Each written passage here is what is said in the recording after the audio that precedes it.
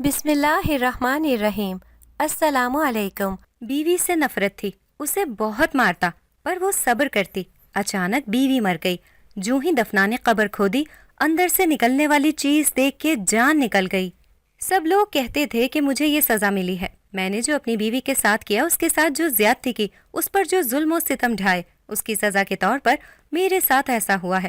اس بات کا احساس دلانے والے میرے پرانے ملازم تھے جو میرے وفادار تھے اور بچپن سے ہی اس گھر میں رہتے تھے۔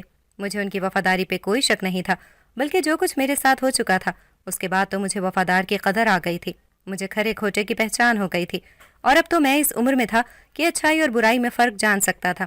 اس لیے میں نے ان ملازموں کی بات پر برا نہیں منایا، بلکہ مسکرا کر اپنی غلطی کو تسلیم کر لیا تھا، جو کہ شاید میری غلطی نہیں، میرا گناہ تھا، اور گناہ بھی ایسا جس کے مجھے نہ جانے معافی بھی مل سکتی تھی یا نہیں، کیونکہ میں نے جس کے ساتھ اتنا ظلم کیا تھا میں نے اس سے معافی نہیں مانگی تھی۔ وہ مجھ سے ناراضگی کے عالم میں ہی اس دنیا سے رخصت ہو گئی تھی، اور میں نہیں جانتا تھا کہ اس کے دل میں میرے لیے کیا تھا۔ اتنا مجھے یقین تھا کہ وہ مجھ سے نفرت نہیں کرتی تھی۔ میری تمام برائیوں، تمام ظلم و ستم کے باوجود بھی وہ مجھ سے نفرت نہیں کرتی تھی، مگر اس کے دل میں میرے لیے ناراضگی ضرور ہوگی، اور وہ اسی عالم میں ہی مجھے چھوڑ کر چلی گئی تھی۔ اور اس وقت تو مجھے اس کی پرواہ بھی نہیں تھی، اس وقت مجھے اس کی موت کا کوئی خاص غم بھی نہیں تھا۔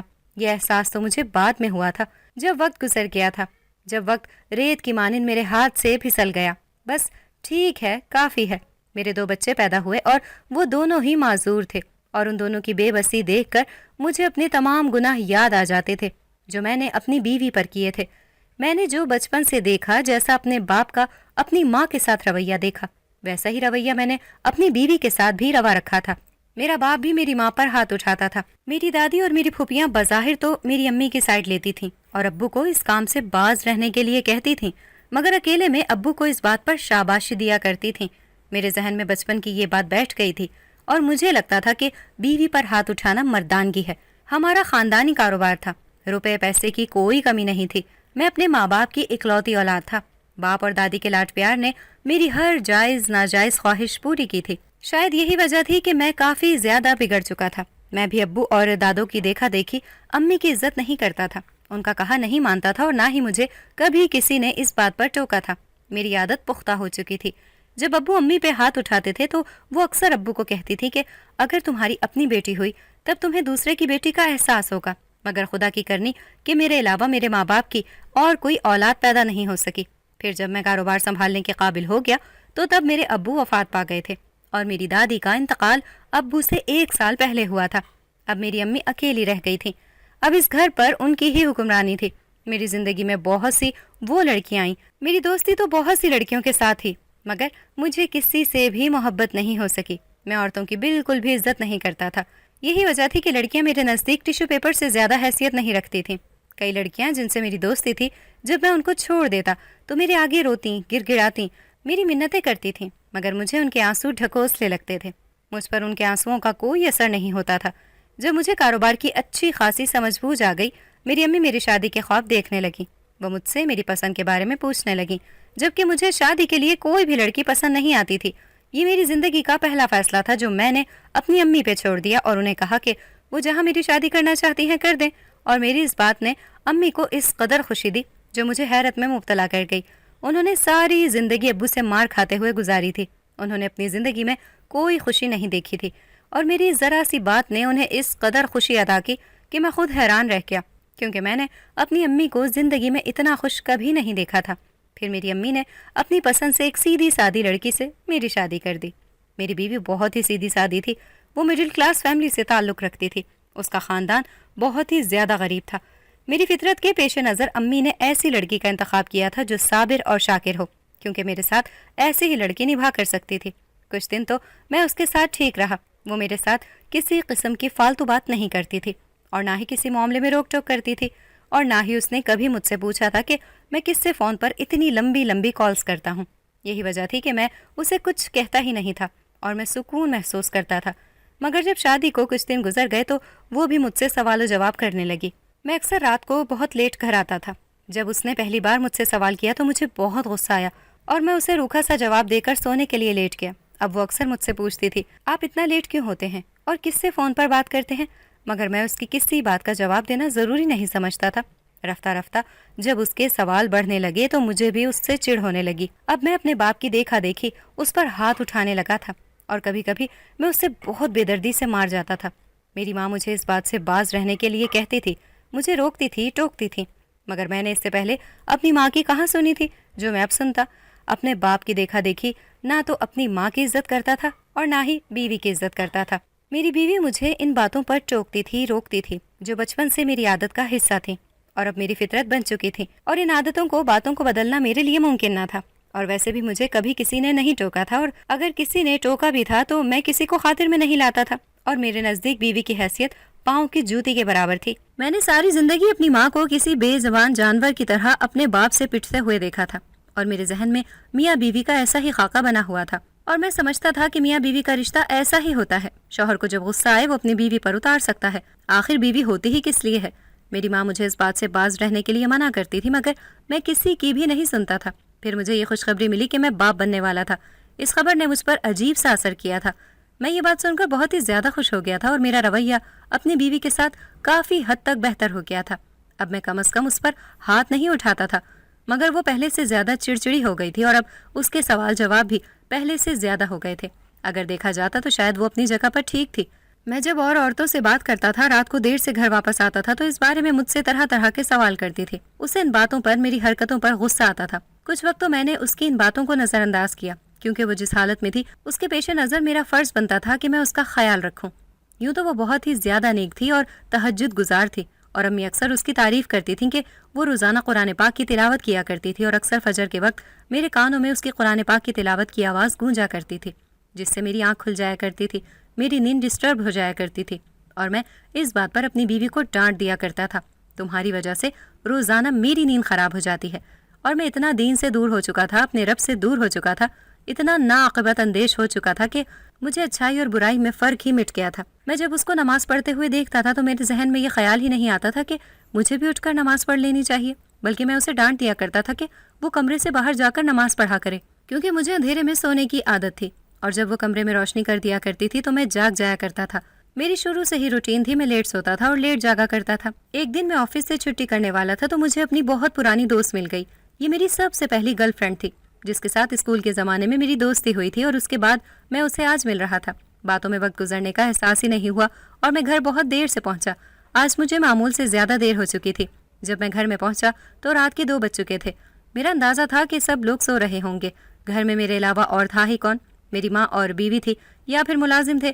ماں تو جلدی دوائیاں لے کر سو جایا کرتی تھی، اور میری بیوی اکثر میرا انتظار کر رہی ہوتی تھی۔ آج جو کہ میں معمول سے زیادہ لیٹ تھا تو میرا اندازہ تھا کہ وہ بھی سو رہی ہوگی، لیکن جب میں گھر میں اپنے کمرے میں داخل ہوا تو وہاں پر اچھا خاصا سین بنا ہوا تھا۔ میری ماں اور بیوی دونوں ہی جاگ رہی تھیں اور میرا انتظار کر رہی تھیں۔ جب میں نے اپنی بیوی کی طرف دیکھا تو اس کی آنکھیں روئی روئی سی لگی، جیسے وہ بہت دیر سے روتی رہی ہو، اور امی کافی غصے میں لگ رہی تھیں۔ میں نے معمول کے انداز میں ان سے ہیلو ہائی کی تو میری بیوی جیسے غصے کی شدت میں پھٹ پڑی تھی۔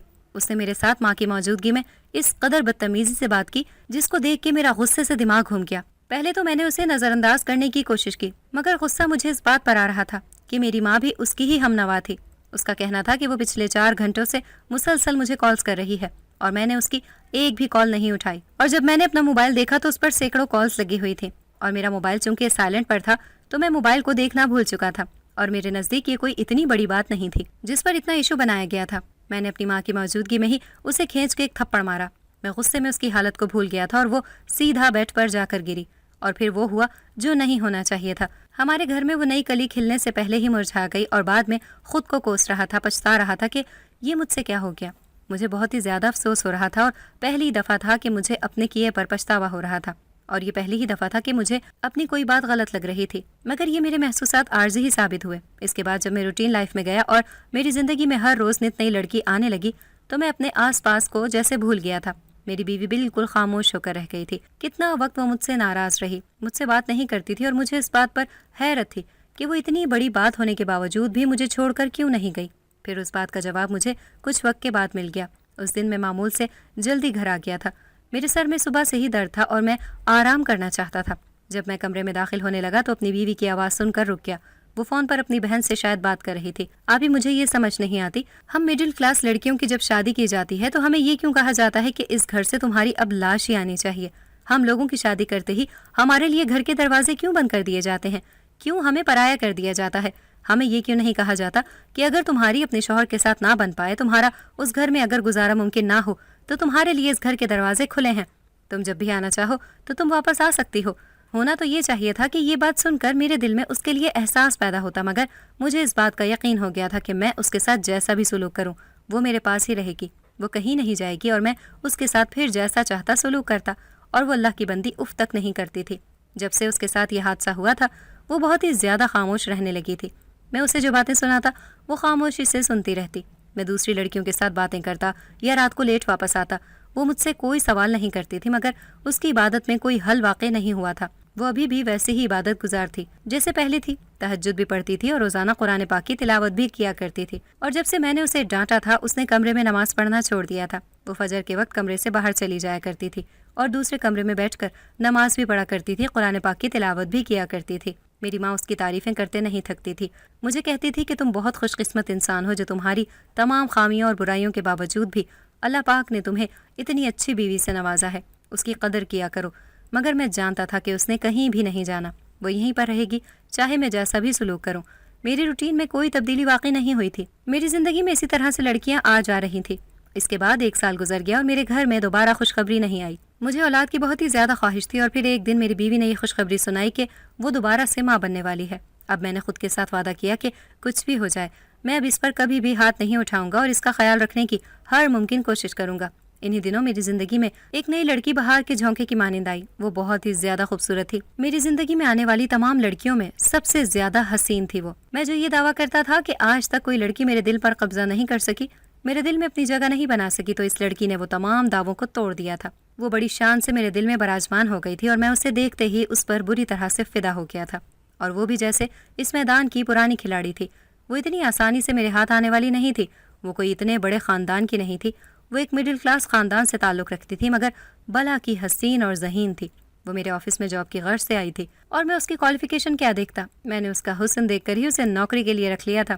اور جب میں نے اسے دوستی کی پیشکش کی تو اس نے مجھے صاف طور پر منع کر دیا اور کہا کہ اگر آپ مجھ سے نکاح کرنا چاہتے ہیں تو مجھے اس بات پر کوئی اعتراض نہیں ہے، مگر میں دوستی جیسے رشتے پر یقین نہیں رکھتی اور نہ ہی اپنے ماں باپ کا اعتبار توڑ سکتی ہوں۔ مجھے اس کی بات نے بہت ہی زیادہ متاثر کیا تھا۔ میں اس کو جلد از جلد حاصل کرنا چاہتا تھا کیونکہ مجھے لگتا تھا کہ مجھے اس سے محبت ہو گئی ہے۔ اور جب میں نے اپنی ماں سے اس کے بارے میں بات کی تو وہ مجھے کہنے لگیں کہ ایسا کبھی نہیں کرنا، میری بہو کے ساتھ ظلم ہوگا، اگر تم اس پر سوکن لا کر بٹھا دو گے تو اس کا کیا ہوگا۔ مگر میں نے اپنی ماں کی پہلے کہاں سنی تھی جو اب سنتا، مگر ماں کو منانا اور راضی کرنا بھی ضروری تھا، کیونکہ ان لوگوں کی شرط یہی تھی کہ رشتہ مانگنے کے لیے میری ماں کی رضامندی اور موجودگی ضروری ہے۔ اب میں نے اپنی ماں کو کس طرح سے منایا یہ میں ہی جانتا تھا۔ پھر 1 مہینے کے مختصر عرصے میں ہی میں ارشین کو بیاہ کر اپنے گھر لے آیا تھا اور اپنی پہلی بیوی ساجدہ سے غافل ہو چکا تھا۔ میں ارشین کے حسن میں اس قدر مدہوش ہو چکا تھا کہ مجھے یاد بھی نہیں رہا تھا کہ میری ایک پہلی بھی بیوی ہے اور اس کے بھی مجھ پر کچھ فرائض ہیں جو مجھے پورے کرنے ہیں۔ مگر ارشی نے تو مجھے جیسے دنیا سے ہی بیگانہ کر دیا تھا۔ اور پھر میری بیوی کو ایک دن ہارٹ اٹیک ہوا اور اسے جب ہاسپٹل میں لے کر گئے تو پتہ چلا کہ ماں اور بچہ دونوں ہی کب کے ختم ہو چکے ہیں۔ اس خبر نے مجھ پر بہت اثر ڈالا تھا کیونکہ میں نے اس بچے کے حوالے سے بہت سے خواب دیکھ رکھے تھے۔ جب اس کو دفنانے لگے تو ایک بہت ہی حیرت انگیز منظر نے مجھے متاثر کیا، بلکہ وہاں پر موجود سب لوگ ہی اس بات سے بے حد متاثر ہوئے تھے اور مجھ سے پوچھنے لگے تھے کہ آپ کی مرحومہ بیوی میں ایسا کون سا وصف تھا، ایسی کون سی خوبی تھی جو ان کی قبر سے اس قدر مسحور کن خوشبو آ رہی ہے۔ میں نے انہیں بتایا کہ میری بیوی بہت ہی زیادہ نیک تھی اور تہجد گزار تھی، مگر اس کے باوجود بھی میرے دل پر ایسی مہر لگ چکی تھی جس سے میرا دل بالکل بھی نرم نہیں ہوا تھا، یا شاید گناہوں نے میرے دل کو بالکل سیاہ کر دیا تھا، جو مجھے گناہ اور ثواب میں فرق معلوم نہیں ہو رہا تھا۔ مجھے اپنی بیوی کا غم نہیں تھا مگر اپنی اولاد کے مرنے کا بہت ہی زیادہ غم تھا، پر مجھے یہ تسلی تھی کہ میری یہ خواہش ارشین سے بھی پوری ہو سکتی ہے۔ اور اس کے کچھ عرصے بعد ہی میری ماں بھی مجھے چھوڑ کر چلی گئی تھی۔ میں اپنی ماں سے جذباتی طور پر بالکل بھی اٹیچ نہیں تھا اور ان کی موت نے مجھ پر اتنا زیادہ اثر نہیں کیا تھا۔ کچھ ہی وقت گزرا تھا کہ میں ان دونوں کو بالکل بھلا چکا تھا اور اپنی زندگی میں مگن ہو چکا تھا۔ شادی کو 5 سال کا عرصہ گزر چکا تھا اور ابھی تک میں اولاد کی نعمت سے محروم تھا۔ ہم دونوں نے مختلف ڈاکٹروں سے علاج کروایا، یہاں تک کہ بیرون ملک میں بھی میں اپنی بیوی کو لے کر گیا۔ کتنے ہی ڈاکٹروں کے پاس چکر لگانے کے بعد میری بیوی نے کہا کہ اسے کسی پیر فقیر کے پاس جانا چاہیے اور اسے دعا کروانی چاہیے، مگر میں ایسی باتوں کو نہیں مانتا تھا۔ پر اپنی محبوب بیوی کی بات کو میں نظر انداز کر کے اسے ناراض بھی نہیں کر سکتا تھا۔ ایک ایک کر کے وہ کتنے ہی عاملوں اور پیروں فقیروں کو گھر میں لاتی رہی، سب اسے مختلف طریقوں سے پیسے بٹورتے رہے کوئی بندش کہتا رہا تو کوئی تعویذ، دھاگے، غرض یہ کہ ہر کسی کا پیسے کمانے کا اپنا ایک طریقہ تھا۔ تھک ہار کر میری بیوی نے اس بات کا پیچھا بھی چھوڑ دیا۔ پھر مزید کچھ مہینے کا وقت گزرا اور اللہ پاک نے میری بیوی پر اپنا کرم کر دیا۔ اب وہ بہت ہی زیادہ خوش رہنے لگی تھی اور میں اس کو خوش دیکھ کر خوش تھا، مگر ہماری خوشی اس وقت ادھوری رہ گئی جب ہماری جو بیٹی پیدا ہوئی وہ پیدائشی معذور تھی۔ تب مجھے اپنے بچپن میں ماں کی کہی ہوئی ایک بات یاد آ گئی، جب وہ میرے باپ سے اکثر کہا کرتی تھی کہ اگر تمہاری بیٹی ہوگی تو تمہیں احساس ہوگا کہ دوسروں کی بیٹیوں کا دکھ کیسا ہوتا ہے۔ اور آج مجھے احساس ہو رہا تھا کہ بیٹی کا دکھ کیا ہوتا ہے۔ جب مجھے ڈاکٹر نے کہا کہ اس نے ساری زندگی اسی طرح سے گزارنی ہے اور میں سوچ رہا تھا کہ میری بیٹی معذوری کی حالت میں کس طرح سے زندگی گزارے گی۔ 2 سال کے بعد میرے گھر میں پھر ایک بیٹی پیدا ہوئی تھی اور وہ بھی ایک معذور بچی تھی۔ تو اب مجھے ڈاکٹر نے کہا کہ اگر آپ نے مزید بچے پیدا کیے تو وہ سب بھی معذور ہوں گے، اس لیے میں آپ کو یہی مشورہ دوں گا کہ آپ کو اگر اولاد کی خواہش ہے تو آپ کو دوسری شادی کر لینی چاہیے۔ ڈاکٹر کی بات پر میں نے خاموشی اختیار کر لی تھی۔ مجھے اولاد کی بہت ہی زیادہ خواہش تھی، مگر میں یہ بھی جانتا تھا کہ ارشین کو یہ بات بالکل بھی پسند نہیں آئے گی۔ وہ مجھے اس کی کبھی بھی اجازت نہیں دے گی اور میں ارشین کو کوئی تکلیف نہیں دینا چاہتا تھا، اسے کوئی غم نہیں دینا چاہتا تھا اور میں اولاد بھی چاہتا تھا۔ میں شش و پنج میں مبتلا تھا کہ مجھے کیا کرنا چاہیے۔ یہ بات میں نے اپنی بیوی سے چھپائی تھی کہ ڈاکٹر نے مجھے اسے مزید اولاد پیدا کرنے سے منع کر دیا ہے۔ آج مجھے شدت سے احساس ہو رہا تھا کہ میں نے کتنا غلط کیا۔ میں نے اپنی بیوی کے ساتھ بہت غلط کیا، اس کے ساتھ اتنا ظلم کرتا رہا۔ آج جب میں سوچتا ہوں کہ اگر کوئی میری بیٹیوں کے ساتھ اس طرح کا سلوک کرے تو یہ سوچ کر ہی میری روح تک کانپ جاتی ہے۔ اب جب میں خود 2 بیٹیوں کا باپ بن چکا ہوں تو تب جا کر مجھے احساس ہوا ہے اپنی غلطی کا، اپنے گناہ کا، مگر اب شاید کفارے کا وقت بھی گزر چکا ہے۔ اب میں رو رو کر خدا سے اپنے گناہوں کی معافی مانگتا ہوں اور خدا سے دعا کرتا ہوں کہ کبھی بھی میری بیٹیوں کے ساتھ ویسا سلوک نہ ہو جو میں نے اپنی بیوی کے ساتھ روا رکھا تھا۔ مزید اولاد کی خواہش ہونے کے باوجود بھی میں تیسری شادی نہیں کر رہا، کیونکہ ارشین بھی کسی کی بیٹی ہے اور میں اب کسی کی بھی بیٹی کو مزید دکھ نہیں دینا چاہتا، کوئی تکلیف نہیں دینا چاہتا۔ مگر میں نہیں جانتا تھا کہ قدرت جب انتقام لینے پر آتی ہے تو انسان کے لیے وہاں سے وار کرتی ہے جہاں سے انسان نے کبھی گمان بھی نہیں کیا ہوتا، جس پر انسان کو سب سے زیادہ اعتبار ہوتا ہے، سب سے زیادہ مان ہوتا ہے اور سب سے زیادہ محبت ہوتی ہے۔ انسان کو اسی کے ہاتھوں توڑا جاتا ہے۔ انسان کا بت اسی کے ہاتھوں ہی ٹوٹتا ہے جس کو وہ اپنے دل میں بساتا ہے، اور یہی میرے ساتھ ہوا تھا۔ میں نے ارشین سے سچے دل سے محبت کی تھی، اسے چاہا تھا، اس کے لیے کیا کچھ نہیں کیا تھا، اپنی ماں کو ناراض کیا تھا، اپنی اتنی نیک بیوی کو چھوڑ دیا تھا اور پھر اسے کھو دیا۔ مجھے اکثر ماں کی بات یاد آتی تھی کہ تم بہت خوش قسمت ہو جو تمہیں اتنی نیک تہجد گزار بیوی ملی ہے، تمہیں اس کی قدر کرنی چاہیے۔ مگر شاید میرے جیسا برا انسان اس کے لائق ہی نہیں تھا، تبھی میرے رب نے اس کو مجھ سے پھر ہمیشہ کے لیے چھین لیا، کیونکہ جن نعمتوں کی انسان قدر نہیں کرتا وہ نعمت اس سے چھین لی جاتی ہے، اور نیک بیوی بھی خدا کی طرف سے ایک نعمت ہی ہوتی ہے۔ میری ماں کا اعتبار اور محبت کا بت ارشین کے ہاتھوں توڑا گیا تھا۔ وہ میرے ہی دوست کے ساتھ مراسم بنانے لگی تھی اور میں اس بات سے بے خبر تھا۔ میرے ملازموں نے بارہا مجھ سے کہا تھا کہ میرا وہ دوست میری غیر موجودگی میں میرے گھر میں اکثر آتا ہے، اور میں نے اس بات کو اتنا سنجیدہ ہی نہیں لیا، کیونکہ مجھے ارشین پر بہت ہی زیادہ اعتبار تھا اور میں اب بھی اس بات سے بے خبر رہتا۔ اگر اسے میں رنگے ہاتھوں پکڑ نہ لیتا۔ اس دن میں بہت ہی زیادہ رویا تھا، مجھے اپنے تمام گناہ یاد آ رہے تھے، اور ارشین بجائے اپنے گناہ پر نادم ہونے کے مجھے چھوڑ کر چلی گئی تھی اور اپنی بیٹیوں کو بھی یہیں پر چھوڑ گئی تھی، اور اس نے مجھ سے خلا کے لیے کیس دائر کر دیا تھا۔ اور میں سوچ رہا تھا وہ کیسی ماں تھی، اسے اپنی بیٹیوں کا بھی احساس نہیں تھا، کیا اسے ذرا بھی اپنی اولاد سے محبت نہیں تھی؟ کیسے رہے گی وہ ان کے بغیر؟ کوئی ماں اپنی اولاد کے بغیر کیسے رہ سکتی ہے؟ اور اولاد بھی ایسی جو جسمانی طور پر معذور ہو۔ ایسی اولاد میں تو ماں کا ہر وقت دھیان رہتا ہے، اور جو عورت اپنی اولاد سے محبت نہیں کر سکتی وہ کسی اور سے کیا محبت کرے گی؟ اس کا مطلب تھا کہ وہ مجھ سے بھی محبت نہیں کرتی تھی۔ جب اسے مجھ سے زیادہ بہتر آپشن نظر آیا تو وہ مجھے چھوڑ کر اس کے پاس چلی گئی، اور جب وہ یہاں سے چلی گئی تو میں اب اسے روک نہیں سکتا تھا، اور نہ ہی میں اسے دوبارہ اپنی زندگی میں شامل کرنا چاہتا تھا۔ میں نے بھی اسے طلاق دے دی تھی اور اپنی زندگی سے ہمیشہ ہمیشہ کے لیے نکال دیا تھا۔ اس کے بعد میں دوبارہ کسی بھی عورت پر اعتبار نہیں کر سکا، اور نہ ہی میں نے کسی کے ساتھ پھر شادی کی۔ عورت ذات سے میرا اعتبار اٹھ گیا تھا، اور دوسرا میں اپنی اولاد کی وجہ سے بھی مجبور تھا۔ میں نہیں چاہتا تھا کہ کوئی سوتیلی ماں آ کر میری بیٹیوں پر ظلم و ستم کرے، کیونکہ بہت ہی کم عورتیں ایسی ہوتی ہیں جو دوسروں کی اولاد کو اپنی اولاد کی طرح محبت دیتی ہیں۔ میں نے اپنی تمام زندگی اپنی بیٹیوں کے لیے وقف کر دی تھی اور ان کی دیکھ بھال کے لیے ایک آیا رکھی تھی۔ میں ان کی وجہ سے بہت ہی زیادہ پریشان تھا کہ ان کا مستقبل کیا ہوگا، کہیں میرے گناہ میری بیٹیوں کے سامنے نہ آ جائیں، کہیں میرے گناہوں کی سزا ان کو نہ بھگتنی پڑ جائے۔ کتنے ہی ڈاکٹروں کو میں انہیں دکھا چکا تھا، پھر جب ایک ڈاکٹر نے مجھے تسلی دی اور کہا کہ میری یہ دونوں بیٹیاں ٹھیک ہو سکتی ہیں اور نارمل انسانوں کی طرح زندگی گزار سکتی ہیں، تب میں سجدہ شکر بجا لایا تھا۔ اب وہ دونوں 10 سال کی تھیں اور دونوں کا 3 بار آپریشن ہوا تھا، جس کی وجہ سے وہ اب معذور لوگوں کی فہرست سے نکل کر نارمل لوگوں کی فہرست میں آ گئی تھی۔ میں جتنا خدا کا شکر ادا کرتا کم تھا، میں جتنا گناہگار تھا جتنا برا انسان تھا۔ میرے رب نے مجھ پر بہت کرم کیا تھا۔ اب میں اپنی بیٹیوں کی بہترین طریقے سے پرورش کرنے لگا تھا، انہیں بہترین انسان بنانا چاہتا تھا۔ یوں تو مجھے بیٹے کی بہت ہی زیادہ خواہش تھی، مگر پھر بھی میں نے شادی نہیں کی۔ میں نے اپنی زندگی اپنی ان دونوں بیٹیوں کے لیے وقف کر دی تھی اور ان کو دیکھ کر ہی جیتا تھا۔ اگر آپ کو ہماری آج کی کہانی پسند آئی ہے تو اسے لائک کریں، شیئر کریں اور چینل کو سبسکرائب کرنا مت بھولیے گا تاکہ آپ کو ہر نئی آنے والی ویڈیو کا نوٹیفیکیشن بر وقت ملتا رہے۔